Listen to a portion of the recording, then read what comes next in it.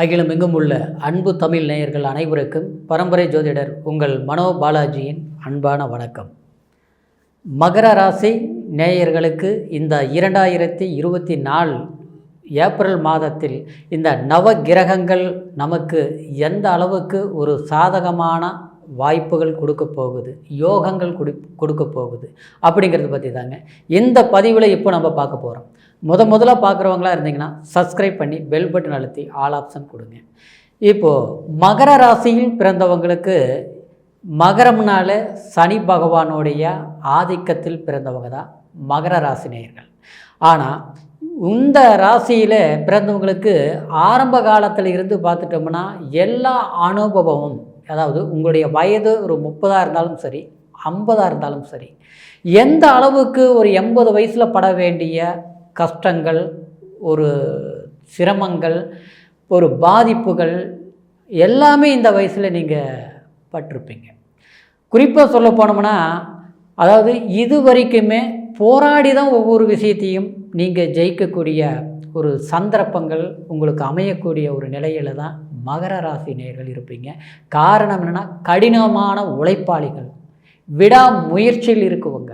அதே மாதிரி ஒரு லட்சியத்தை நினச்சா சாதிக்காமல் விடக்கூடாது அப்படிங்கிற தன்னம்பிக்கையோட வலம் வரக்கூடிய மகர ராசியில் பிறந்த நேயர்கள் கண்டிப்பாக இந்த ஏப்ரல் மாதத்தில் பொறுத்த வரைக்கும் இந்த நவகிரகங்கள் உங்களுக்கு 2ஆம் இடத்தில் சனி பகவானுடைய செவ்வாய் பகவானும் உங்களுக்கு 11ஆம் அதிபதியும், அதே மாதிரி உங்களுக்கு 4ஆம் அதிபதியும் 2ஆம் இடத்தில், அதாவது வாக்குஸ்தானம் குடும்பஸ்தானம்னு சொல்லக்கூடிய ஒரு நிலையில் இருப்பதனால நிச்சயமாக உங்களுக்கு இது ஒரு சாதகமான வாய்ப்பாக தான் நம்ம எடுத்துக்கலாம். ஏன்னா லாபஸ்தானாதிபதி சனி பகவான், செவ்வாய் பகவான், உங்களுடைய ராசிநாதனும் 2ஆம் அதிபதியும் சனி, இந்த சேர்க்கை உங்களுக்கு ஒரு தனத்தை கொடுக்கக்கூடிய அளவுக்கு இருக்கும். தனம்னா எப்படி? ஆரம்ப காலத்தில் பார்த்தோம்னா வேலையில பிரச்சனை, இந்த ஏன்னா உங்களுக்கு ஒரு விதத்தில் பார்த்தோன்னா 7.5 சனி. அப்போது உங்களுக்கு இந்த 3 வருட காலம் எப்படி இருந்தது? 3 வருட காலில் ஒரு இடத்துல நிரந்தரமாக நின்று வேலை செய்ய முடியாது. அப்படியே ஒருத்தர் வேலை செஞ்சிட்ருக்கிறாங்கன்னா நிச்சயமாக கடமைக்கு வேலை செய்கிற மாதிரி தான் இருக்கும். இல்லை நல்ல வேலை போயிட்டு இருந்தது, இப்போ பார்த்தோம்னா பெரிய சிக்கல் ஆகிப்போச்சு, வேலையில் பிரச்சனை ஆகிப்போச்சு, வேலையில் நமக்கு வேலையை விட்டு போகலாமா, இல்லை இந்த வேலை நமக்கு நிரந்தரமாக ஆகாத அளவுக்கு ஆயிருமா அப்படிங்கிற ஒரு பிரச்சனைகள் கொடுக்கக்கூடிய நிலை ஏற்பட்டிருக்கும். அதே சமயத்தில் அந்த மாதிரி சிக்கல்கள் உங்களுக்கு தீரக்கூடிய வாய்ப்பு அப்படின்னா அந்த பிரச்சனைகளுக்கு நம்ம குறையக்கூடிய ஒரு மாதமாக இருக்கும். அப்போ நம்ம என்ன செய்யணும்? நம்மளுடைய முயற்சி அப்படின்னா நாம் நடந்துக்கக்கூடிய விதம், பேசக்கூடிய வார்த்தைக்கு ஒரு மதிப்பு கிடைக்கும், ஒரு மரியாதை கிடைக்கும். நமக்கு வரக்கூடிய பிரச்சனையிலே அதை நம்ம தீர்த்து வச்சுக்கக்கூடிய ஒரு தன்னம்பிக்கை மட்டும் இல்லை, அது சாதுர்த்தியமான சந்தர்ப்பங்கள் உங்களுக்கு அமையும். சரிங்களா? அடுத்தது பார்த்தோம்னா 22ஆம் தேதி அந்த செவ்வாய் பகவான் 3ஆம் இடத்துக்கு, உங்களுடைய தைரிய ஸ்தானத்துக்கு, அதாவது வெற்றி ஸ்தானத்துக்கு, சகோதர ஸ்தானமாக 3ஆம் இடத்துக்கு செவ்வாய் பெயர்ச்சி ஆகும். அப்போது அந்த 3ஆம் இடத்தில் சூரிய பகவான் பெயர்ச்சியாகி 4ஆம் இடத்துக்கு போயிடும். அப்போ ராகு, சுக்கிரன், செவ்வாய் இந்த இணைவு உங்களுக்கு ஒரு ஆழ்ந்த சிந்தனை அப்படின்னா நமக்கு, அதாவது ஒரு பலத்தை கொடுக்கும், மனசில் ஒரு தைரியத்தை. செவ்வாய் பொறுத்த வரைக்கும் 3ஆம் இடம் போகும்போது ஒரு தைரியம். அதே இடத்துல ராகு 3ஆம் இடத்தில் இருக்கிறது இயற்கையாக அது நல்லதான். சரிங்களா?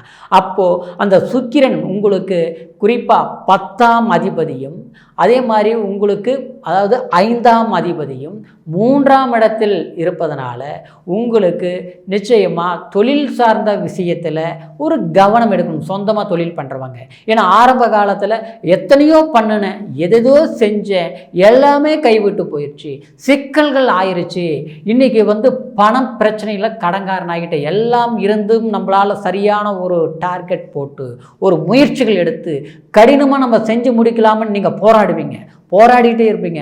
ஆனால் இந்த 3 வருஷத்து காலகட்டமாக இன்றைக்கி கடன்காரனானது தான் மிச்சம், கைவிட்டு போனது தான் மிச்சம், அடுத்தவங்களை நம்பி இழந்தது தான் மிச்சம் அப்படிங்கிற ஒரு நிலை சந்திச்சிருப்பீங்க. ஆனால் விடிய நீங்கள் ஒரு கணக்கு போடுவீங்க. விடிஞ்சு பின்னால் பார்த்தோம்னா நாம் நினைக்கிறது ஒன்று, நடக்கிறது ஒன்றா இருக்குது. திட்டங்கள் போடுவோம், செயல்படுத்த முடியாது. பணம் வர்ற மாதிரி இருக்கும், வரும், எதிர்பார்த்த அளவுக்கு வராது. ஆனால் வந்ததை வச்சு ஒரு கணக்கு போட்டு நம்ம செய்யலாம்னு நினச்சா நம்ம எந்த கணக்கு போடுறோமோ அதையே செய்ய முடியாது. எதிர்பாராத செலவுகள் வரும், குடும்பத்தில் தேவையில்லாத விரைய செலவுகள் வரும், தெண்ட செலவுகள் கணக்குக்கு கைக்கு எட்டி வாய்க்கு எட்டாத அளவுக்கு, அதாவது நம்ம ஆதாயமான விஷயங்கள் செய்யணும்னு நினச்சி செய்ய முடியாமல் தேவையில்லாத விரைய செலவுகள், ஒரு மருத்துவ செலவு இல்லையா, அடுத்தவங்களுக்கு ஒரு கஷ்டம்னு சொன்னாங்க, உதவின்னு நம்ம கொடுத்தோம், கடைசியில் அந்த பணம் வரல. இப்படி புரோஜனம் இல்லாமல் வீண் செலவுகள் எல்லாமே சந்திச்சிருப்பீங்க. சில பேர் பார்த்தோம்னா இந்த மகர ராசியில் பிறந்தவங்க இன்றைக்கி ஒரு வீடு கட்டி ஒரு ஆடம்பரமான வாழ்க்கை வாழணும் அப்படின்னு வாழ்ந்துட்டு இருந்தால் கூட அதில் என்னென்னா இந்த 3 வருஷ காலத்தில் இருந்து குறிப்பாக அதுவும் இந்த 1 வருஷமாக எப்படி இருக்குதுன்னா எல்லாமே ஒரு நிம்மதி இழக்கிற மாதிரி. ஆச்சா, நம்ம யாருக்கு நல்லது பண்ணோமோ அவங்கக்கிட்ட நமக்கு ஒரு சிக்கல். உறவு முறை பார்த்துட்டோம்னா நம்மளை எல்லாருக்குமே நம்ம வழிகாட்டியாக இருப்போம், அடுத்தவங்களுக்கு கொடுத்துருப்போம். ஒரு கூட பிறந்த பிறப்பகளாக இருந்தாலும் அவங்களுக்குன்னு நீங்கள் போய் முன்னணிப்பீங்க, நீங்களும் குடும்பத்துக்கு பார்த்துருப்பீங்க. இன்றைக்கி பெற்றவங்கள் முதல் கொண்டு ஒரு அக்கறை எடுத்து பார்க்கக்கூடியவங்க தான் மகர ராசியில் பிறந்தவங்க.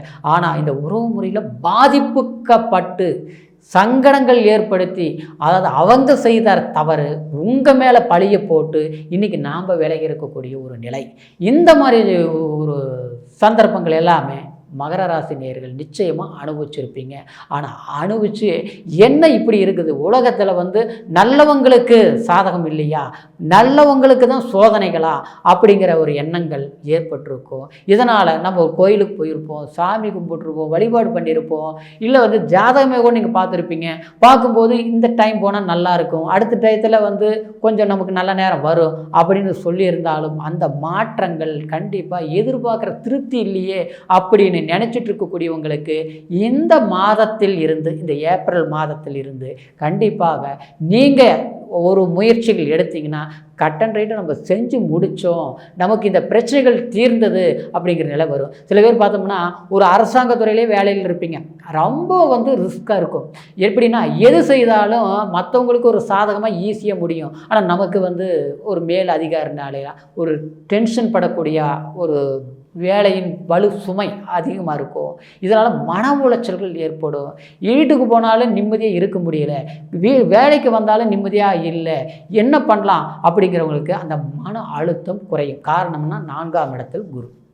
இந்த 4ஆம் இடத்தில் சுகஸ்தானத்தில் குரு பகவான் இருக்கிறதுனால அதாவது மனபாரம் குறையும், மன வருத்தங்கள் குறையும்.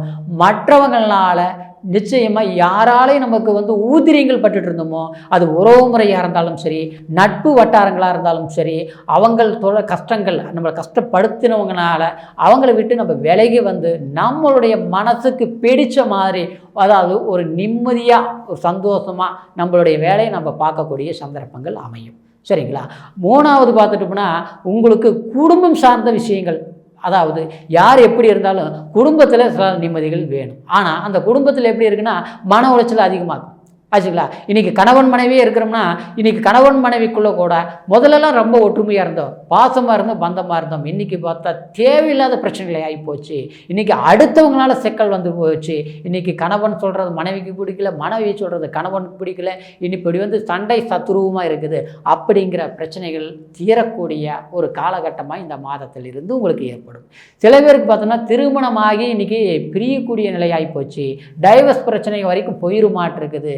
இது ஒரு போராட்டமாக இருக்குது, சேர்ந்து வாழவும் முடியல, மொத்தமாக பிரிஞ்சுட்டு அடுத்தது என்ன ஒரு வாழ்க்கைங்கிறது ஏற்பாடு பண்ணலாம்னாலும் அதுவும் முடியல. அப்படிங்கிறவங்களுக்கு நிச்சயமாக கண்டிப்பாக ஒரு பிரிஞ்ச குடும்பம் சேரக்கூடிய ஒரு சந்தர்ப்பங்கள் ஏற்படக்கூடிய மாதமாக இருப்பதனால முயற்சிகள் எடுக்கணும். அதே சமயம் சிலருக்கு பார்த்தோம்னா திருமணத்தில் தடைகள், திருமணம் பண்ண முடிய மாட்டேங்குதுங்க, தாமதமாகுது. அப்படிங்கிறவங்களுக்கு திருமணம் சார்ந்த விஷயங்களில் கண்டிப்பாக உங்களுக்கு இந்த ஏப்ரல் இருந்து உங்களுக்கு அந்த மாதிரி வாய்ப்புகள் உங்களுக்கு ஏற்படும். அது தொடர்ந்து ஏப்ரல் பிறகும் திருமணம் சார்ந்த விஷயங்கள் உங்களுக்கு சாதகமான ஒரு வாய்ப்புகள் அமைகிறதுனால, அதாவது உங்களுக்கு கண்டிப்பாக திருமணம் தடைகள் விலகக்கூடிய ஒரு காலகட்டமாக இந்த நிலை இருக்குது. ஏன்னா 4ஆம் இடத்தில் குரு பலம் அற்புதமாக இருக்குது. திருமணம் சார்ந்த விஷயங்கள் 5ஆம் இடத்துக்கு போனாலும் அற்புதமாக தான் இருக்கும். குறிப்பாக இன்னொரு விதத்தில் சொன்னோம்னா பூர்வீக சம்மந்தப்பட்ட ஒரு இடத்துனால பிரச்சனை, ஒரு வீடு வாங்கணுங்க. ஆனால் வாங்கின வீட்டில் வந்து கொஞ்சம் ஆல்ட்ரு பண்ணலாம்னு நினைக்கிறோம், இல்லை பழைய வீடு புதுப்பிக்கலாம் பண்ணலாம்னு நினைக்கிறோம். ஆனால் அதை பண்ண முடிய மாட்டேங்குது. பணம் இருக்கிற போது செய்ய முடியல. செய்யலாம்னு நினைக்கிற போது ஏதாவது ஒரு பிரச்சனை இல்லை. ஒன்று நமக்கு நேரம் இல்லாமல் இருக்கலாம், இல்லையா நம்ம எதிர்பார்க்குற பணம் கைக்கு வராமல் இருக்கலாம், இல்லையா நம்ம எடுத்து வச்ச பணம் அடுத்தவங்க கிட்ட சீக்கிரிச்சு கைக்கு வரலைங்கிற அளவுக்கு இருக்கலாம், இல்லையா வந்து ஒரு அது செய்யலாம்னு நினைக்கிற போது ஏதாவது ஒரு தடைகள் வரலாம். ஆனால் அந்த தடைகள் நீங்கக்கூடிய முடியக்கூடிய இந்த வேல் செஞ்சு முடிக்கக்கூடிய மாதமாக இது அமையிறதுனால அந்த மாதிரி வேலைகள் இருந்தால் கண்டிப்பாக நீங்கள் முயற்சி எடுத்து செய்யலாம், செஞ்சால் நடக்கும் அப்படிங்கிற ஒரு நிலை.